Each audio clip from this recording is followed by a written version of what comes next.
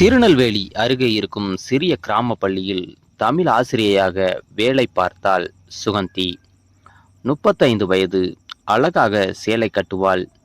மாணவர்களிடம் கண்டிப்பாக இருந்தாலும் மனசு ரொம்ப மென்மை. அவளுடைய கணவர் வெளிநாட்டில் வேலை பார்த்து கொண்டிருந்தார். வருடத்திற்கு ஒரு முறைதான் வீட்டுக்கு வருவார். அதனால் சுகந்தி தனது 10 வயது மகன் அரவிந்துடன் தனியாக வாழ்ந்து வந்தாள். அந்த பள்ளியில் இரவு காவலாளியாக இருந்தவன் ராஜா. 40 வயது, அமைதியான குணம், எப்போதும் சிரித்த முகம். அவனுடைய மனைவி சில வருடங்களுக்கு முன் உடல்நலக்குறைவால் இறந்துவிட்டாள். அவனுக்கும் ஒரு மகள் இருந்தாள். அவள் பாட்டி வீட்டில் படித்து கொண்டிருந்தாள். ஒரு நாள் மாலை பள்ளியில் ஆசிரியர் கூட்டம் நீண்டதால் எல்லோரும் கிளம்பிய பிறகுதான் சுகந்தி வெளியே வந்தாள். அப்போது மழை ஆரம்பித்தது.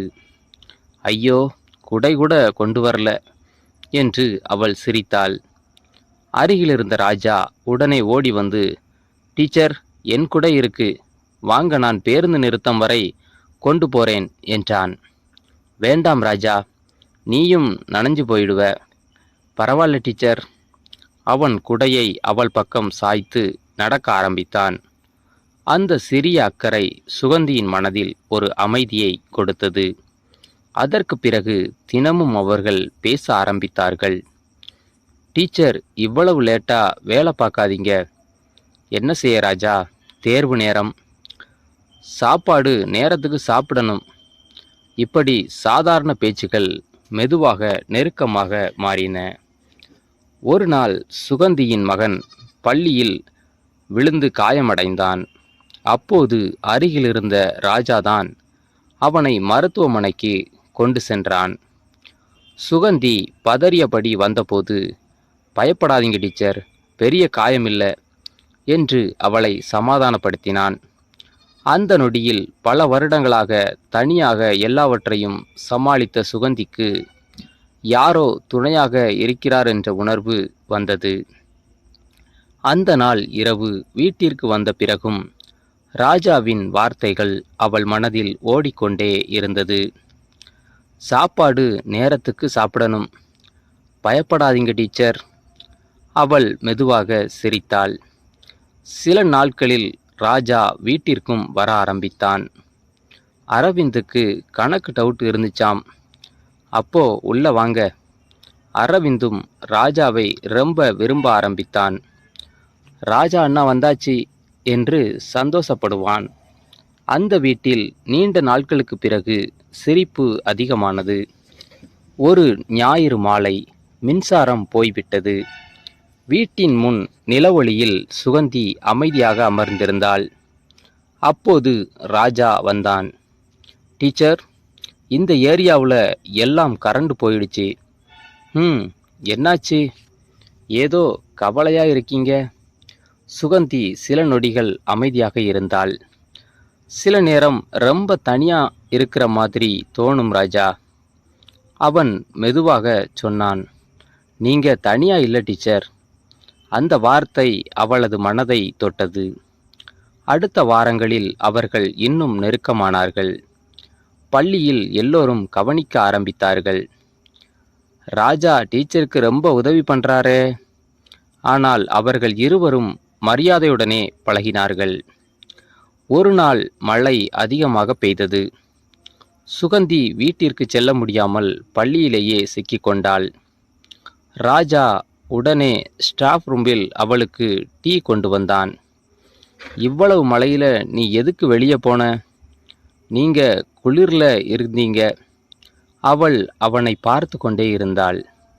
என்னை இவ்வளவு யாரும் கவனிச்சதே இல்லை ராஜா. அவன் சிரித்தான். கவனிக்கணும்னு தோணுது டீச்சர். அந்த மழை இரவில் இருவரின் மனதிலும் புதிய உணர்வு மலர ஆரம்பித்தது. அந்த மழை இரவுக்கு பிறகு சுகந்தியின் மனம் அமைதியாக இல்லை. ராஜாவை தினமும் பார்க்க வேண்டும் போல இருந்தது. காலையில் பள்ளிக்கு வந்தவுடன் அவள் கண்கள் முதலில் தேடுவது ராஜாவைத்தான். காலை வணக்கம் டீச்சர் என்று சிரித்தபடி அவன் சொல்லும் ஒவ்வொரு வார்த்தையையும் அவளுக்குள் ஒரு நிம்மதியை கொடுத்தது. ஒரு நாள் மதிய நேரம். அனைத்து ஆசிரியர்களும் ஸ்டாஃப் ரூமில் பேசிக் கொண்டிருந்தார்கள்.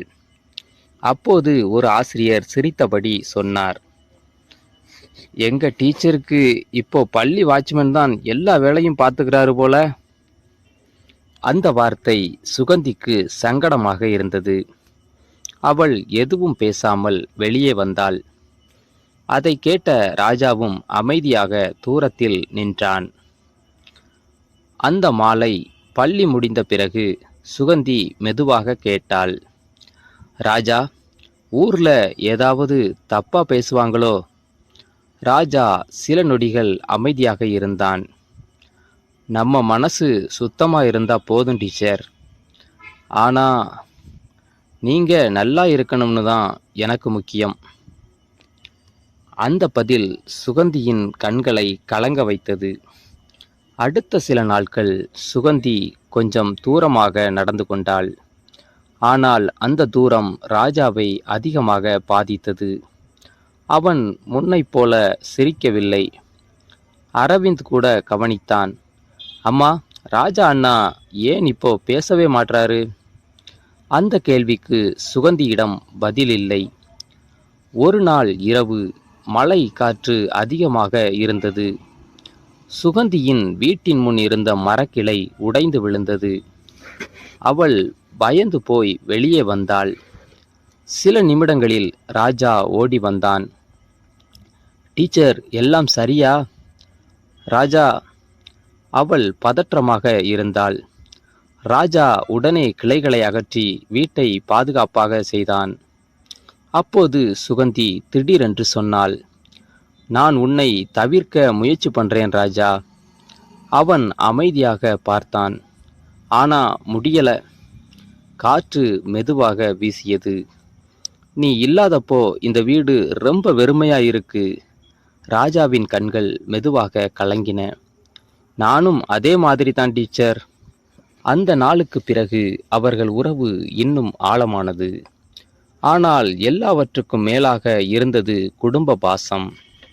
அரவிந்த் ராஜாவுடன் அதிக நேரம் செலவழிக்க ஆரம்பித்தான். அண்ணா, நீங்க எங்க வீட்டிலே இருந்துடுங்க. அந்த சிறிய வார்த்தை ராஜாவின் மனதை உருக்கியது. ஒரு நாள் ஞாயிற்றுக்கிழமை. சுகந்தி வீட்டில் சிறிய மதிய உணவு வைத்திருந்தாள். ராஜாவும் வந்திருந்தான். மூவரும் சேர்ந்து சாப்பிட்டார்கள்.